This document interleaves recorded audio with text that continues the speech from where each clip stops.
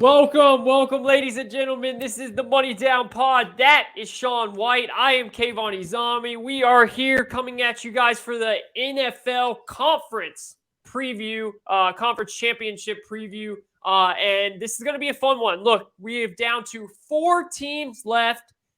And there's the chance to go to the Super Bowl for 2 of them, and the chance to possibly get 2 years in a row a team being the host of a Super Bowl, something we have never seen happen before, and out of nowhere, we can now see it happen 2 years in a row. It's crazy how things like that can happen, but the 49ers are going to have something to say about that, and the Bengals are going to have something to say about the Chiefs possibly making it 3 Super Bowls in a row. So a lot of really good storylines. As we stand right now, it looks like the Chiefs are 7-point favorites. You can get them at 7.5 some places. I know a lot of bettors are looking for that 7 and a hook, and I think as of this morning, some came out. And it looks like the Rams are 3.5 favorites that you can get as well, and 3.5 underdog for the San Francisco 49ers. So some interesting lines there. Let's get right into it, Shawn. Let's start with the first game on the docket, which is the Chiefs and the Bengals in Arrowhead for the 4th straight year. What are your thoughts of that game, man? Yeah, I think it's going to be an offensive show a little bit because obviously if you got Burrow and Chase out there, they're going to be slinging the ball no matter what. And Mahomes on the other side is playing his best ball of the year, some of the best ball in his career, really. So it's going to be a good game. I think it's probably going to be where the Bengals run ends, though. Unfortunately, I do like the Chiefs in this one, just because I mean the Cinderella show was great, but you're kind of playing the revenge tour out here, and you did beat them that one time. I just don't see it happening again, especially with Chase putting up 260 that one game. I mean, what a Agreed. performance! I just don't see them letting one receiver beat them like that again. The pass rush is kind of back for the Chiefs, ready to go, and Mahomes is on a different level. I think they only scored 3 points in that game they lost against the Beagles in the regular season. They only scored the 3 points in the second half. I don't see that happening with Mahomes playing the way he is right now.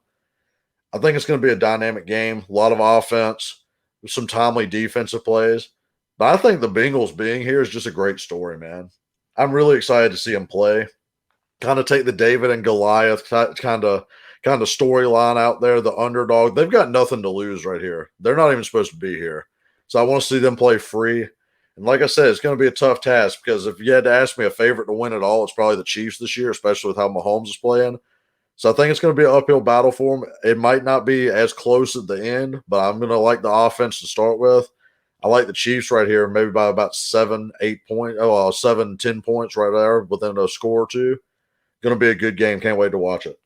Yeah, it's going to be a phenomenal game. And then real quick, just before I dive into this, just to update what I was just talking about with the line. So it looks like it's 7 across the board for the Chiefs. Chiefs -7. There is, for those that are in states that sports mobile betting is legal and you can use all of the books, it looks like Pinnacle is the one book that has 7.5. So that's obviously a very big number in the NFL. Being able to get the hook in a game where the spread is 7 is big. So for those that are really looking for the Bengals, that would be the one place. The over-under sits at 54.5 now, which is kind of crazy because it opened up at 51 and it jumped all the way up to 54.5, which was the same number, Shawn, as the Bills-Chiefs game. So Vegas is pretty much telling us they could kind of see it going the same way there. For the Rams 49ers game, it opened up at 4, the Rams -4, and now it is at 3.5 across the board. And the over-under opened up at 47, and now it's around 45.5 to 46. So I agree with you. I think that we are going to see a bit of a higher scoring game. I think, to me, it comes down to one thing. Can the Bengals keep Joe Burrow upright?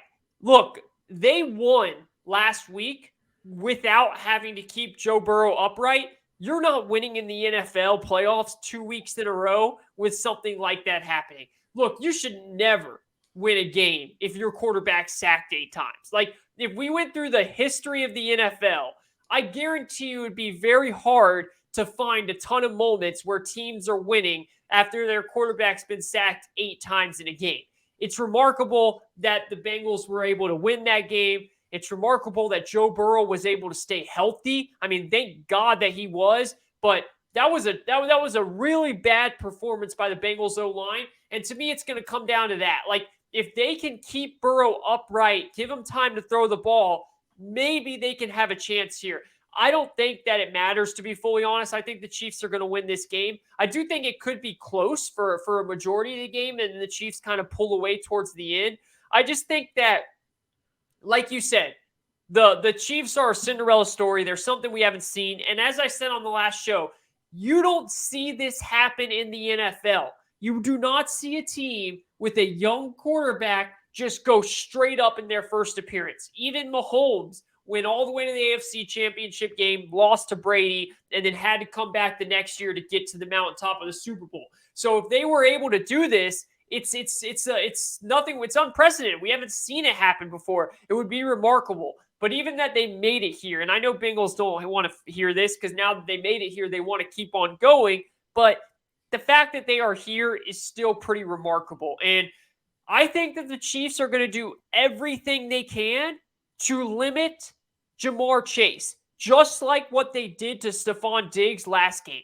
It was Gabe Davis that had the big game. And I honestly think that you're going to see the same thing happen this year. I don't think T. Higgins is going to go for 4 touchdowns, but I think T. Higgins is going to be the one that has the big game. Ja'Marr Chase is so good, he's going to have a good game. He's going to get open. He's not going to get shut down. But to expect him to go for 150 yards and 2 touchdowns, Shawn, I don't actually see that happening. I think Ja'Marr Chase has a pedestrian-type game for his standards, which is still a good game. And I think that we see Tyler Boyd and T. Higgins kind of step up in this one. And I think that's what the Chiefs want to happen. I think the Chiefs are going to sit there and say, if you beat us with T. Higgins and Tyler Boyd, good job. Good on you. But we're not going to let you beat us with Ja'Marr Chase. We're not going to allow that to happen this time. And if you go back to that Week 17 game when the Bengals did beat the Chiefs made so many errors. I mean, they had 10 penalties. They had a couple turnovers. I just don't see the Chiefs playing that type of standard of a game at home in an AFC Championship game. I think the Chiefs are going to be too much firepower. I really like Mecole Hardman to have a big game. I think he gets in the end zone a couple times, and I think the Chiefs run away with this in the fourth quarter and end up winning by 10, 12, 13 points. Yeah, I can see that for sure. On the receiver thing, I definitely can see Higgins and Boyd being a much bigger factor this game. I'm not sure if it's ever happened before, but Chase is like one of the first receivers since Moss to go over 100 in the playoffs, both games they played. So I don't know if that's ever happened 3 times, but you're right. I don't think he's going to have as big of a game, but I could definitely still see him getting maybe like 100 yards, 102, like right there at the cusp of it, just because he's so good. The big key, too, that hasn't been brought up that much, that we haven't brought up so far, that really needs to be brought to the attention is having Honey Badger back there, Matthew, is such a big deal. Him getting knocked out early in that Bills game, that was a big reason why they were so blowing coverages on Gabriel Davis so much. He's the one that gets everyone lined up, man. Like the communication back there, he's that guy, and they need him back for that. So I could see that playing a big role in this game, having him back and able to communicate with the secondary on where to go. Because it isn't like they have a bunch of lockdown corners. They have solid corners that kind of just need to be lined up correctly before the play. Matthew's that guy to do that. I do think it's going to be interesting, like you said, the O-line, seeing who's going to try to block up Chris Jones, Ingram, and Frank Clark off the edge. It's going to be something to watch on that because they were getting abused up the middle from Jeffrey Simmons, and it doesn't get any easier with Chris Jones this week. It doesn't get any easier on that at all. I will say this, too. The Bengals are going to have to score touchdowns in this game. They've been winning on field goals these first 2 weeks. I mean, a great story, McPherson and everything. You're going to have to score touchdowns. I think they're going to know that coming in. I'm going to see the Bengals going for some 4th and 5s in midfield kind of early in the game, just because you can't punt it off and you can't kick field goals against Mahomes. It's not going to work with the level he's playing at, because I can see Mahomes coming out there having another stellar game and getting him to the Super Bowl again. He's just on another level right now of quarterbacking. And I know everyone had those talks. He was in a slump. Oh, Mahomes isn't playing like Mahomes this year. It's a big joke on TikTok. It's a big joke on Twitter, everything. He's back, man. He's his old bad self. So we're gonna see how he can play. I like the Chiefs right here. Maybe that if you could get that at 7.5, if you could get it on the Pinnacle book, you take that and run with it because I think that's a very good one. I think Vegas probably spot on with that 7-point line. That's why you see so many of them.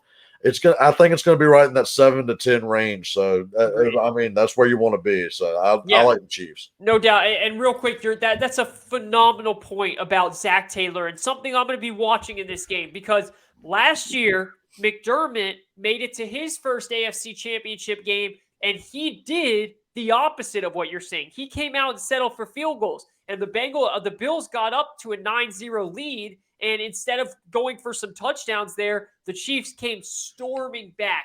That is not going to cut it. And we saw McDermott make changes this time around. And we saw him on the very first drive, 4th and 2 from their own from the Kansas City 45. They went for it.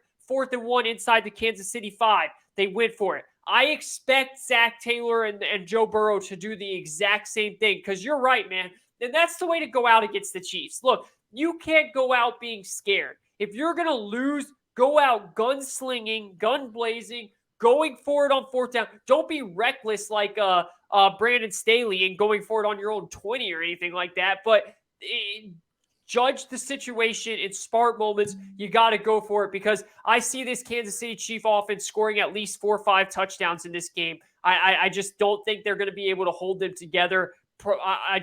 They're just too explosive right now. There's too much going their way offensively. I mean, Byron Pringle is looking like they're the second coming of like a number 2 receiver. He's looking like Sammy Watkins. Yeah, I mean, it's incredible the way he's been playing. All right. And by the way, another thing that I'm going to be watching, Mahomes, the last 2 games has been using his legs a ton, bro. He used his legs like crazy against the Bills. Going to be curious to see if he keeps that up because that's something that we don't really talk that much about with Mahomes. We talk about Josh Allen running. We talk about Herbert running sometimes. We talk about all these quarterbacks. We don't talk about Mahomes running that much. Mahomes can move if he wants to, and we saw that against the Bills. I'll be curious to see if he uses his legs some here. Yeah, that's an X factor for me as well. He really sparked those first 2 drives against Buffalo, him breaking those runs because Buffalo had him in a pinch a few times and he'd run out for it and do it. I think Mahomes definitely probably saved that in his bag for the playoffs just to make sure he was healthy coming in. That's something that you could see right from the start. He was going to use his legs and get moving. He knew he needed to score points the way Josh Allen came out that first drive, and that's kind of how it started.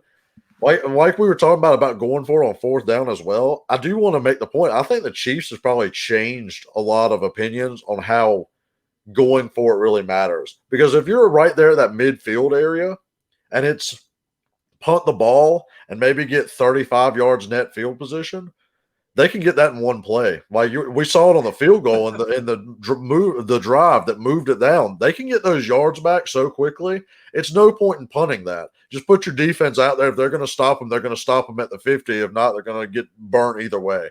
I think that's a great decision. You can't go crazy like you said, like Staley does. Staley out there might go for it on those own 10 one day. We'll never know. But that is something we got to watch with Zach Taylor. Because he has been kicking the field goal king so far, which has worked out. Taking the points has been working out. I just don't think you can do it against an offense like this with Reed and Mahomes.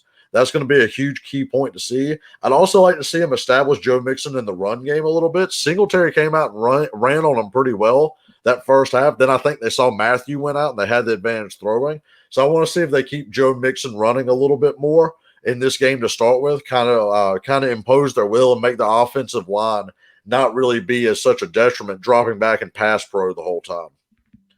Breaking news. Tom Brady is retiring. Wow. Tom Brady is retiring from football after 2022 extraordinary seasons. Multiple sources are telling Adam Schefter and Jeff Darlington. That is just coming across my Twitter feed right now. Wow. Thoughts on that? That's crazy. I didn't see that coming. Look, we talked about this the last show. I really thought he was going to come back and have a Kobe Bryant year. I thought he was going to come back and have a Coach K type year where everyone's celebrating him one more time. He is walking away, and the first thing that comes to my mind as the selfish person that I am, Oh, I'm so happy for my Falcons. That's the first thing that comes to my mind. Let me just say that real quick and get that out of the way. The next thing is we'll get it back into this 49ers game in 1 minute, but let's take a moment just to celebrate Brady real quick here because he's the best football player to ever play. I'm talking about any position. He's the most accomplished football player to ever play. And I don't think that will ever be matched, bro.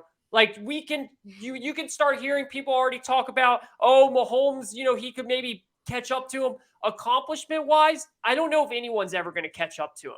And Brady did it with 2 teams. And Brady showed that he could do it with the greatest coach ever, and he can do it without Bill Belichick. Brady is a once-in-a-lifetime type competitor. He's a once-in-a-lifetime type player. What a career, man. I'm shocked. This is the first time we've had breaking news like this on our show, and this is a big one to take in. Yeah, that's huge.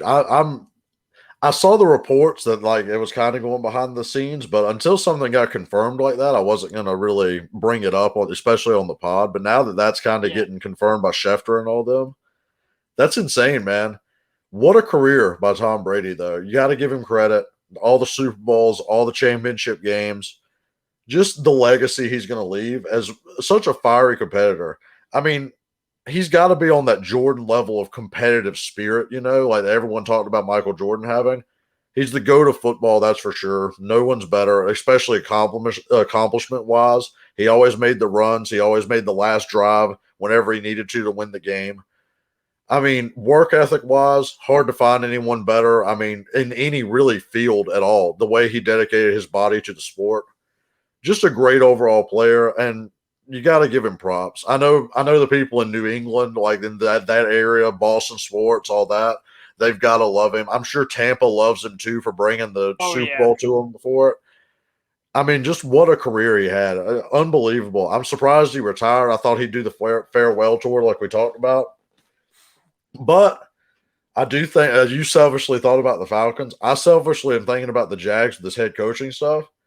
It's very possible that Brady looked at the team and thought, all right, we're going to lose a lot of players here. My OC might be leaving. Hopefully Leftwich is going to the Jags, if anybody knew that's how I feel. Maybe he thought, hey, it's better to go out on top. I tried to make the comeback. It fell a little short. But you saw how I played. I don't want to be here and have to kind of rebuild this up a little bit, where it's not really a full rebuild, but you are going to be missing some of your pieces. So maybe he looked at it that way. I do think Giselle probably played a huge factor in this. Giselle and the kids. I mean, if he's ready to go, it's time. So you know what it makes me think, Shawn? It makes me think that he made this decision before the season started almost. Like, that could be. I mean, the way things changed towards the end of the season.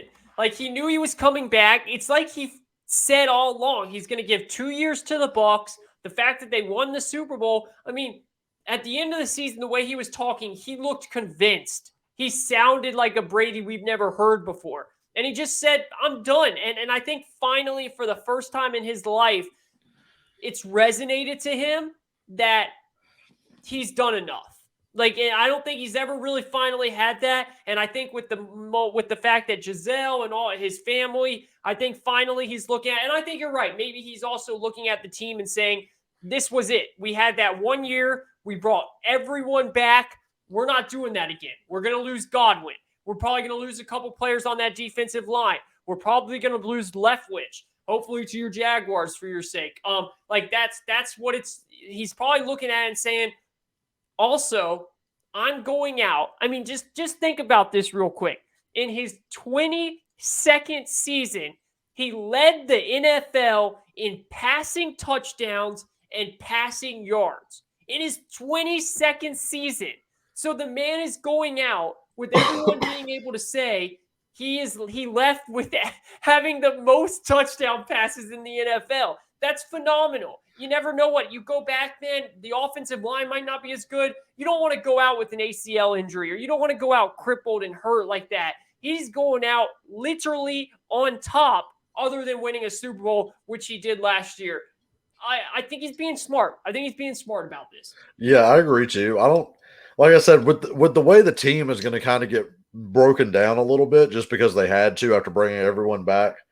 he probably made a good decision on that. It was going to be Yeah. hard for him to kind of go back and win it this year. And like the Rams are only getting better with McVay. With another year of Stafford in that system, like, I mean, you got that going. The Niners will be better too, even if it's Trey Lance just adding the running element. We obviously know Shanahan can coach.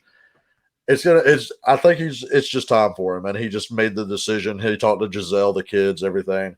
Maybe looked at the landscape. A thing I'm curious about now is what the Bucks do too. That's going to be kind of interesting because Rodgers might be out there. I don't know if they're going to want to trade him to the NFC, but that's a solid spot if Rodgers wants to go there. That's another thing to look at. Bro, you compare now. Just look at the NFC to the AFC. It's absurd. I mean, the AFC is murderer's row over the NFC. All the NFC has is Rodgers, Stafford, Russell Wilson. Like, I mean, maybe Kyler Murray. Yeah, Kyler Murray. I mean, obviously my guy Matt Ryan. But then you look at the AFC, dude. You literally, it's up. I mean, it's Mahomes. It's Josh Allen. It's freaking Justin Herbert. It's Joe Burrow.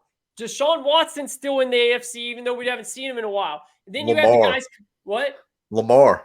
Lamar was hurt this year, so no one ever talked about him. Then you have Derek Carr. Then you have Trevor Lawrence coming up still. You have Mac Jones. Like, the AFC. If the Jets were right, Zach Wilson could make a jump too. You never know. Like, it's insane over there in the AFC. That's for sure. And then you talk about, that's another reason. So I'm going off on a tangent here. I know about that, but that's another reason why I never understood why Rodgers would want to leave to the AFC, especially the Broncos. Why would you want to be in that division? And I know Rodgers doesn't think like that. Rodgers probably thinks he's the best quarterback in the league, and I mean, to a degree, he puts up the numbers to do that. But God, you make your life so much harder over there. Like your football life is much harder there than you would really think about it. Where really for the next 3 years, he'd be the king of the NFC still. Oh, easily. Yeah, so that's kind of something to look at. I mean, amazing, shocking breaking news right there. That's insane to me. And I mean, God, could your Falcons get any more luck here having Sean Payton and Brady get out of it at the same time? That might be the most amazing offseason for a team that had nothing to do with what the team actually did. I mean, like that's incredible, dude. They have to go into this next season as the favorites to win the South unless the Bucks got Aaron Rodgers or something like that. Yeah, or if the Bucks or the Panthers did Deshaun Watson. Watson, yep. Unless that happens, I mean, I would maybe be a little scared with Flores and what he could do with the Saints defense and personnel, but who are they going to start on offense? Taysom Hill? But yeah, let's also be honest about this too. I love Flores as a defensive coach, but I mean, Dennis Allen is real up there as defensive coaches too. So, I mean, really, is it that big of an upgrade on defense losing Dennis Allen? Yeah. So that's kind of what I look at with the Saints and Flores. Yeah, we're going to get into the coaching hires after we cover this last game. Sorry for the Niners and Rams fans out there. That's just breaking news. Yeah, so that's insane. Yeah, that's insane. I mean, congrats to Tom Brady again. He deserves all the accolades. Yep. He's built such a good career. He deserves all the praise you can give him. So congrats to him. Greatest football player ever, greatest quarterback ever. Just a phenomenal career, and he got to go out the way he wanted to, and I think that's probably the most important thing to him and his family. So well-deserved, Brady. Wow. Thank you for that breaking news, Jeff Darlington and Adam Schefter. Let's move on to the second game of Championship Sunday, the 6:30 Fox special with what's their names? Why I'm always blanking on the broadcasting Aikman names. And Buck. Yeah, Aikman and Buck special there. And you got the 49ers looking to win 7 straight against McVay and the Rams. It is in SoFi. Probably not going to be a home game, though, for the Rams from what it's looking like with the ticket sales. The Rams are currently a 3.5 points favorite, and the over-under right now is sitting at 45.5 or 46, depending on what book you use. So this game's phenomenal. I'll let you take the floor. So I've picked against the Niners about every week we've done this so far, and that's not changing. So I really want to say that me picking against the Niners again, I mean, credit to Shanahan. That's the whole reason. The whole reason they're in this because Shanahan's play design. Because it's definitely not the quarterback play. Let's be real here. Their Yeah. quarterback play. Jimmy G's been clutch when he needs to be, but a lot of the reason why they're even in the situation to start with is because of Jimmy G. So let's be honest here with that. I kind of like the Rams on this. You get the feeling you said it best. So not to take your, I got to give you credit on it. You said the Rams are kind of looking like the Buccaneers from last year. It's starting to feel that way a little bit. It is. It's starting to feel like they might host a Super Bowl like the Buccaneers did last year as well. The way they kind of rose through, Stafford had his little down period. We saw Brady really struggle a few times last year in the regular season. Everybody did that. And now he's kind of broken out of that, won a big game, won a playoff game. I just kind of feel like the Rams have all the pieces in place, especially to make a Super Bowl right now. Like I said, when they played the Buccaneers, they have Donald up the middle with a hurt Ryan Jensen, and they have Vaughn coming off the side with their right tackle issue. The Niners also have a right tackle issue. He's not very good with McGlinchey out. Their backups in. He's kind of okay. And their right guard is probably the weakest guard. And anytime you have an issue on the interior, that's where they're going to line Aaron Donald. Oh, yeah. So I do think that they're going to come out to play. I know they had the Kittle body bag game trash talk going on before the last game, and then the Niners came out and won. You saw Raheem Morris come out and say, yeah, they called it a body bag game and then put us in a body bag. I definitely think the Rams are going to come out motivated to be physical, especially that O-line that kind of handled Tampa's D-line last year. They did not handle the San Francisco D-line at all. I imagine the Rams O-line is going to come out firing and ready to go this week. I think that Akers play is going to be interesting to see with Akers playing. Yeah. I hope he holds on to the ball a lot better, but I think McVay probably trusts him to do that now. He probably hit on that in the film session real hard, especially in crunch time situations. I love the Rams receiver matchup against his back end. If the O-line can give Stafford enough time, those receivers are going to run wild in the secondary. But I do have to give credit to D'Amico Ryans. He's been calling great game plans on defense.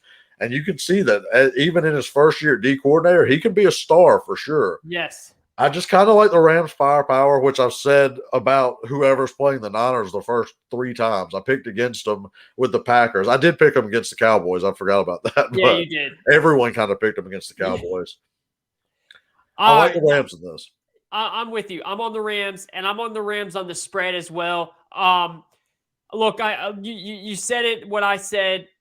I said in the beginning too, when we were making our predictions, I said if the Rams beat the Cardinals, they have a shot to go to the Super Bowl. I just thought that maybe they were going to run into the Packers, most likely in Green Bay, and that's a bad matchup for them. But they are getting and I said, what do you need going into to win a championship? You know, you need everything the Rams have plus good luck. And this good luck is they're getting the right path.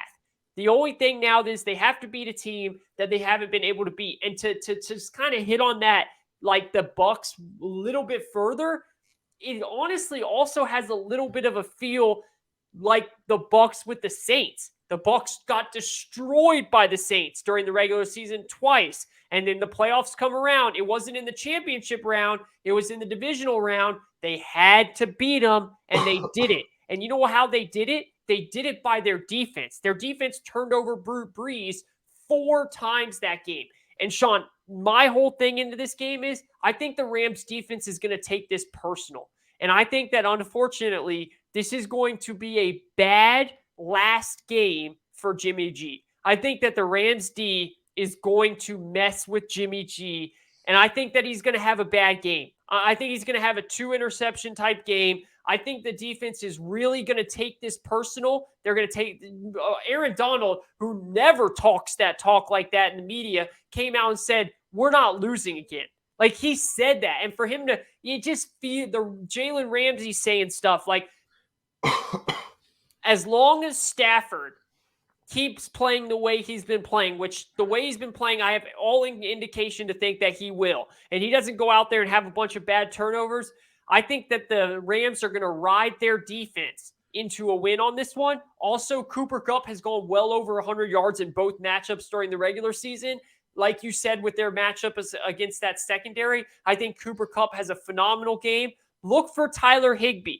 Prop bet out there. Tyler Higbee to score a touchdown. He scored 1 touchdown in their first meeting. He scored 2 touchdowns in their second meeting. They like to target Tyler Higbee in the red zone against this 49ers defense. I would look for that as a prop play. I would look for him to get another touchdown this game. I just think the Rams, every single year, once the playoffs start, it just feels like there's a team that's hitting on all cylinders. And the 49ers kind of feel like that team as well right now too. But I think at the end of the day, the Rams just have too much firepower. I think they're going to do everything they can to stop the run and make Jimmy G be the one to win the game. And I don't think he's going to be able to. I'm taking the Rams as well. Yeah, great points on that. And the Higbee thing, the Niners defense is very susceptible to tight end plays. Yes. So that works out beautiful for that. I love that play. Yeah, so the other thing I have to bring up, I don't care how good of friends you are. I mean, me and Kayvon are really good friends. If Kayvon beats me at something 6 straight times, if you don't think I'm coming hard to win the next one, like anybody that's competitive at all, It's so true. I think that can't be overstated enough. You think McVay isn't trying to win this game? Bro. The one time McVay's ever lost with a lead at halftime was to Shanahan and the Niners. Don't think McVay isn't ready to go on this game. Yeah. McVay wants to win this one about as bad as you can want to win a game. It's a great point. It's gonna be a coaching clinic, I believe, on that side. And I don't say that lightly because I believe Shanahan's one of the best offensive geniuses, maybe the best in the league, the way he's doing things with Jimmy G at quarterback, the way he's been playing. I do think Jimmy's going to throw 1 or 2 picks this game. I mean, one is going to happen no matter what. I just don't imagine him not throwing a pick at all. I can see 2. Unless they run it the whole time like they did in the championship game when they went to the Super Bowl where they threw it 8 times. They're not going to be able to do that. But unless that happens, he's throwing a pick. I promise you. It's going to happen. He loves to throw the ball up in a lollipop state and it just be up there floating forever, especially when he's under pressure, which he's going to be in a lot. I like the Rams in this one a lot. I think McVay's going to have them ready to go. I mean, I've said this over and over, though, and then all of a sudden the Niners somehow hang in the game until the very end, and Robbie Gould kicks a last-second field goal after Jimmy G makes his best drive of a game with 1 minute and 15 to go. Like, it's crazy to see. It's honestly weird. It reminds me a little bit of those Blake Bortles Jags teams where he plays horrible the whole game, and then the last minute and 50 he would win it. In the 2017 game, the defense just held them in long enough for Bortles to win it on a last-second field goal. What's been happening here? Yeah, that's what it is. It reminds me a lot of that team, which again got beat in the AFC Championship. I think this is where the Niners' the luck runs out. They lose in the NFC Championship game right here. I just don't think the quarterback plays high enough. It's a great point. I'm with you. Again, I think that the Rams defense, and I love the point of Sean McVay, dude. And you know what's phenomenal about it? Yeah, you lost 6 times in a row, but this is the biggest game so far. So you win this one, yeah, you're 1-6, but hey, you won the biggest one. You won the one that got you to the Super Bowl. And I think that Sean McVay is looking at it this way. And I think Sean McVay is looking at it to his team and saying this, guys, they beat us 6 times. What do they have better than us other than maybe the coach? And he's not going to stand up there and tell his team that. But I think they're, equal. I would take Shanahan a little bit more over McVay, but McVay's a phenomenal coach. Like, you have the better quarterback. I mean, you have the better defensive line. You have the better defensive backs. You have the better receivers. Maybe they have better running backs because they put Debo back there. But, they have everything they have other than tight end. They're better than. They just got to go out, and if Stafford plays the way he played against the Bucs and they limit those turnovers late to get the Bucs back in the game, I think that the Rams could win this by 10 points. Yeah, I can see that. I can see it being a blowout, or I can see them somehow choking it away. Really, I can see it both sides, but I see them winning it far more. That's just that's how I feel with Jimmy G at quarterback, honestly. It's hard to watch Jimmy G play quarterback sometimes. Really, it is every week, but I mean, that's what he does. But imagine this. Imagine being the Chiefs and making 3 straight Super Bowls, and 2 of them, the people you play, get to play at home. I know. Imagine that. That's crazy. That's a crazy after it never happened in the history, and then 2 straight times it'll be against the Chiefs. That's a crazy point. But that is something we didn't mention. The Rams' home field doesn't mean a lot because I think this might be almost a home game for the Niners at this point. Yeah, it will. Because do you see the ticket prices? Some of these are like 10, 12 grand. The people that can afford that are in San Francisco, the Silicon Valley, all that. Yeah. They're all Niner fans. So I could definitely see this being a red out again and being like the Red Sea out there. I think that Yeah, might be the Cardinals, but I could it see it is the being a red Cardinals. out. Yeah. It could definitely happen, and that might play a little bit of a factor because I don't think Stafford really much cares for having communication issues at home. Like, No. You're right. It's a good point, and we'll see what happens. That'll be a phenomenal storyline to follow. But overall, I'm rolling with the Chiefs. Me and Shawn are clearly on the same page in both games here. We both like the Chiefs. We both like the Rams. I personally kind of like the over in both games. To be honest with you, I don't know what your thoughts are I there. like the over in the Chiefs. I like the under in the Rams Niners. Yeah, and I'll tell you what, that would play out well for the I think that would play out well for the Rams if it stays under. Honestly, I think if it goes over, it plays out well for the Rams too. But I think if it goes over, I think for the Chiefs game, either way it plays out well. Yeah. Because I think the Chiefs defense is better and I think their offense is better. So either way, I think that's happened. Shawn, let's quickly hit on the coaching things going on right now, and then we'll get on out of here. Dable has now been hired by the Giants. Eberflus has now been hired by the Bears, and one more. It's Who oh else god, no, that's it, right? That's the only coaches. no. It's Hackett has been hired yeah, by the Hackett. Broncos. I can't And believe we forgot Hackett for a second. let me just say real quick, Hackett is my kind of guy. I don't really like the hiring, to be honest with you, but then when he came out and said, I want to be the most sexy, I'm coming at Matt LaFleur as the most sexiest coach alive.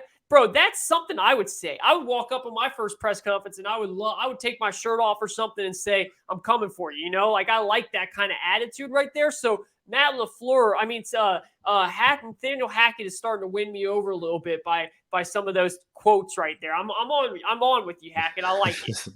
Yeah, if you look up Hackett, actually, he was the Jags OC back in 17 and a little bit 18.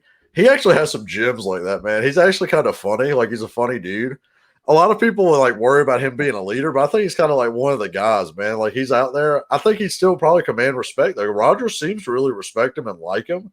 And if you can get Rodgers to like you, that's a rare occurrence, man. Like, Rodgers don't like many people. He doesn't. So that's kind of the thing with Hackett. Like, you don't know how much schematically, but I will give him credit. Like, even with Blake Bortles, he did get us to the AFC Championship game with Blake Bortles at quarterback. So I know you hated the hire. I didn't mind it as much as that. I think you probably hate the idea that he's getting hired there to just bring Rodgers over. That is exactly it. That's probably what more so. But honestly, as a coach, I kind of like him, to be honest. He's a fun guy, really, and everything I've seen through the media and all his clips with the team. That's the elephant in the room, though, obviously, is are they hiring him just to lure Rodgers out? Which I think if you're doing that, you're hiring him for the wrong reason. You got to hire him to be the head coach no matter what. I do think they're going to need a quarterback, whether it be Rodgers or whether it be someone else. But I think once you get a quarterback, they have some pieces in place that Hackett could run a very good offense there. And I wouldn't mind it at all then. I think you're probably just a lot down on Rodgers if I'm reading between the lines. Yeah, no, I mean, look, I'm not going to let the one game, just completely take away who Rodgers is and how good he is. I just think it's absurd to hire a coach to bring in Aaron Rodgers, or really any QB for that matter, unless you're bringing in like Justin Herbert or Joe Burrow, who's like 25 years old, and you're going to have him for the next 10 plus years. You're bringing in a guy in Aaron Rodgers who already, like, let's be very clear, has been thinking about retirement. Like, if I'm the Broncos, bro, and I'm trading for Aaron Rodgers, one of the biggest things that I have to get in writing from Rodgers, if I'm going to give the Packers 3 first-round picks, or if I'm going to give the Packers my cornerback that I just drafted, or my Javonte Williams running back, or anything like that, I need to know that I'm going to get him for at least 3 years of football. Because the Aaron Rodgers could play 1 year in Denver, say he stops choking in the playoffs and wins a Super Bowl, I could see him retiring. I could see him play 1 year in Denver and not win a Super Bowl, retire, or play 2 years. That guy is all over the place, man. And he has a lot of interests that are not just football. So if I'm the Broncos, there's a lot of stuff I need to know before I bring over Rodgers. I need to know how much it's going to cost me. It's going to cost me my whole team that I drafted so well. So, like, I like Hackett. I just am very weary of hiring guys that are clearly not the ones that are running the offense. And I understand Hackett has had success, so that makes me a little bit less hesitant. But Matt LaFleur is doing everything with that offense. That he's the one calling the plays, all of that stuff. Bruce Arians has told us to the camera that Leftwich is calling the plays. Andy Reid the other day has told us that a majority of the plays are being called by his offensive coordinator, who I'm now blanking on for some reason. Yeah, see, I thought that was surprising because I think most people think that Reed's calling the plays. Like, I think that's the majority of the thought process there. But he came out and said that the other day, which I'm glad he did. These GMs need to hear it. So maybe Eric Bieniemy will freaking get hired as a head coach one day. But we know that Matt LaFleur is calling the plays. We know that Sean McVay and Kyle Shanahan are calling the plays. And I just think it's very risky if you're hiring a guy like Nathaniel Hackett, who could be great, but just to get Aaron Rodgers for who knows how long and how much you're going to have to give up and all that stuff.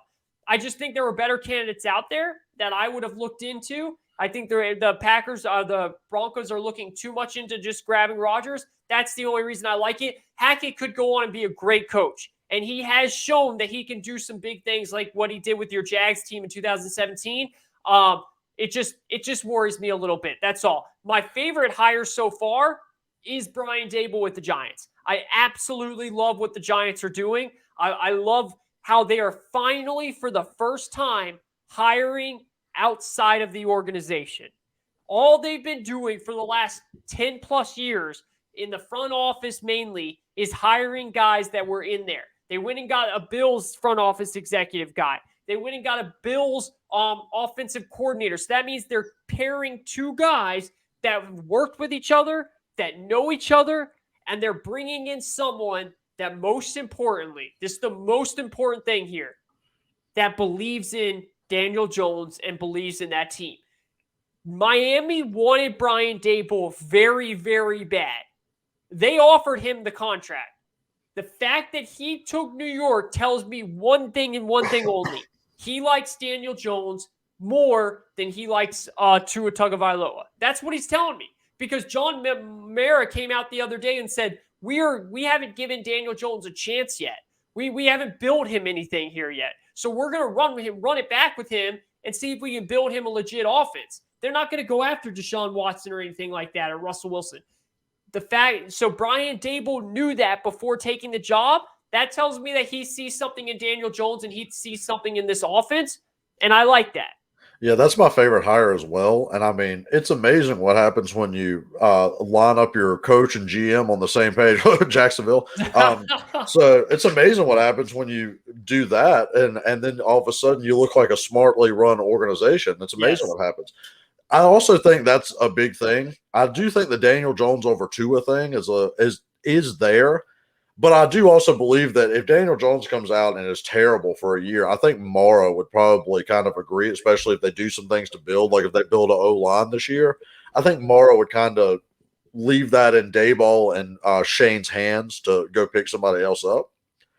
I do think the actual big lineup, though, is Daboll chose to go work with a guy he knows, Joe Shane, instead of a guy that kind of sees power in Miami, which you're seeing the power struggle in Jacksonville go on like that.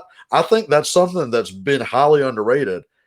Outside of George Payton George Payton up in Denver hiring Hackett, you see the places that had the GM opening really quickly hire their coach once they hired the GM.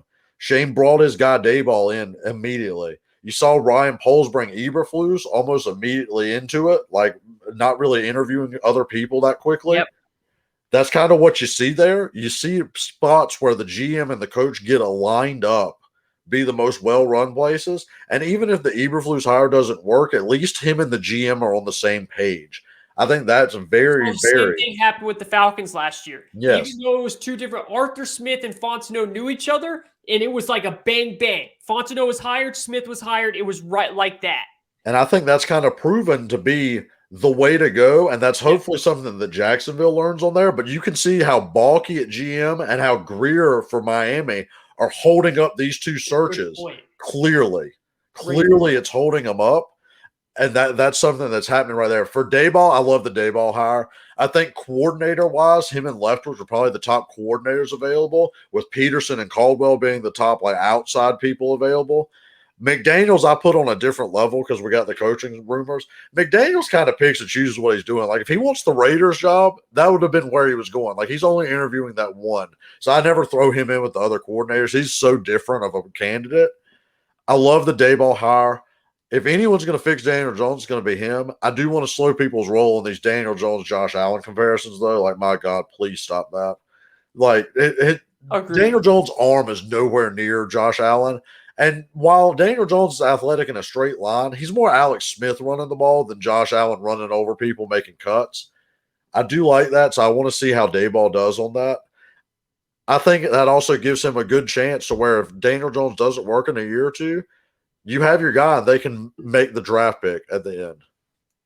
So I completely agree. We need to calm down with those talks. I understand what they're saying in terms of their physical appearance and stuff like that, and they both can run the ball, but that's just ridiculous. I do love just the whole premise of the hire, though. Real quick into Chicago's hire. Eberflus, he's done a good job with the Colts defense. He deserves a chance as a head coach. I'm not taking that away from him. But to me, Chicago comes down to one thing and one thing only. And that's what everybody that follows football knows at this point. And that is, what are you going to do with your OC? Because Chicago is now in a very, very rare spot where things are actually looking really good for them in the division. Why? The Vikings just fired Mike Zimmer for the first time in a long time. Mike Zimmer's a hell of a coach. The Lions, they've been playing super hard for Dan Campbell, but they still have a lot of roster issues, and who knows if Jared Goff is the guy. Also, the biggest one is Aaron Rodgers might be leaving. If Aaron Rodgers leaves, ladies and gentlemen, the Bears could win the division next year.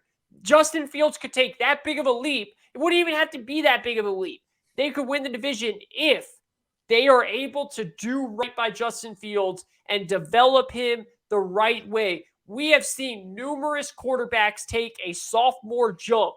Justin Fields could do that, but they've got to hire someone that is going to work with Fields, that is good for Fields. It's got to be someone that's had success in this league. That's what I'm looking for the most. Chicago fans should be excited. Things are looking up. If Rodgers leaves, you're starting to look like me right now, all happy because I just heard Brady's retiring, Sean Payton's retiring. The Falcons finally have a division where they could win by not even being that good. You got Justin Fields, who's going to be a stud, but every kid needs coaching. No matter how good you are, you got to bring Justin Fields in the right OC. Yeah, that's exactly true. That's the whole key to all this. To the Eberflus hire, this is the whole key. You got to bring in the guy for Justin Fields because you're right. If Rodgers leaves, that division's wide open. The Vikings don't have a head coach right now. The Lions are in quarterback purgatory. And the Packers, we saw Jordan Love play. Do you really trust Jordan Love to win a division? I don't know about all that. That's exactly what you're saying is perfect. They got to hire the right OC. I saw they had Pep Hamilton in for an interview. That'd be a home run, in my opinion. Pep Hamilton's worked with every quarterback he's been with. You saw what he did with Davis Mills last year. Yeah. Just helping him out. He started with Andrew Luck. Every quarterback he goes to improves. Pep Hamilton would be a smart hire. But I did see their interview in Sanjay Law. And like I said, I don't like to go hard at people. He's the Jags wide receiver coach. He's been a terrible wide receiver coach. Let's be real about it.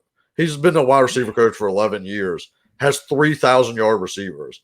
The Jags went from an up-and-coming wide receiver core to dropping everything. It was a disaster. So if you hire someone like Sanjay Law, I'm sorry, I'm not going to really put my trust in the offense to do well. But other than that, if you get Pep Hamilton in, you got a solid shot at the division. If you get something like that, definitely could work out for you in your favor. It's all going to come down to that OC hire. I agree with you. I like the hire outside of that. We'll see about the OC.